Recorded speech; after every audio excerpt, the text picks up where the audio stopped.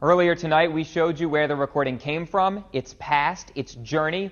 Now we take you through the step-by-step process to prove if this really is Elvis.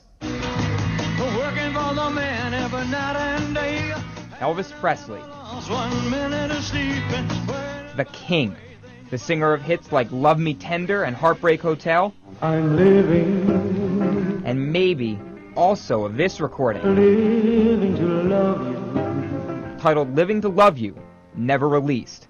Documents tie it back to 1976 and songwriter Jimmy Crane and producer Albert Lee. When both men die, the recording disappears into an attic and is only recently rediscovered and brought to Battle Creek attorney Violet Hinton. Even though it's not the best tape, I knew it was Elvis Presley. But now she needs to prove it, and News Channel 3 steps in to help solve the mystery. I tracked down forensic audio expert Ed Primo. Critical listening is probably one of the most important parts of voice identification. And respected music journalist Gary Graff. A complete, previously unreleased song by Elvis is a grail. Maybe not a holy grail, but it's still definitely, it's a significant find. Primo explains how he's going to determine if the recording is actually of Elvis. So what we do is we go back to that same era and we pull a piece of music. We find similar phrasing vocally in the music and call that our exemplar, and we compare that to the sample that we want to know if this is indeed Elvis or not. And then he listens. I'll spend my lifetime. And listens. For now, my love. And listens. I'll remember you. To Living to Love You. To What Now, My Love, and I'll Remember You off of Aloha from Hawaii.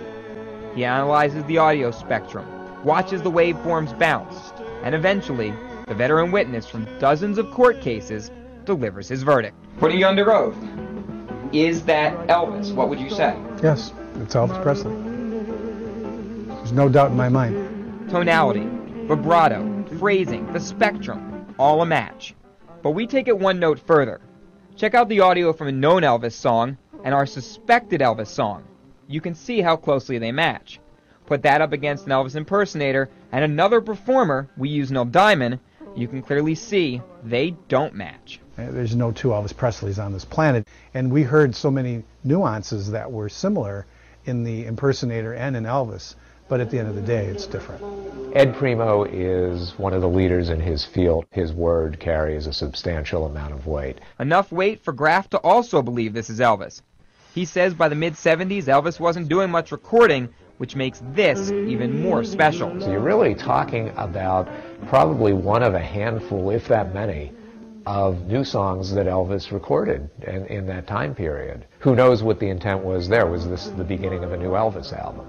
You know, was he starting to look for material? What you've discovered here is an update to an estate that has been quiet for a long time. There's going to be a lot of commercial possibilities. I went back to attorney Violet Hinton with the news. Forensic audio guy listened to it, says that it's Elvis. I knew it. I just knew it. I knew the first time I heard it. It was really Elvis. She hopes this starts the ball rolling for her clients, producer Albert Lee's family. I'm hoping that this gets enough notoriety that the people I've been trying to reach, well, actually, I'll be able to get through to now. And eventually make it so other Elvis fans worldwide can enjoy the King's newest song too. I'll spend my lifetime living just to love you more and more.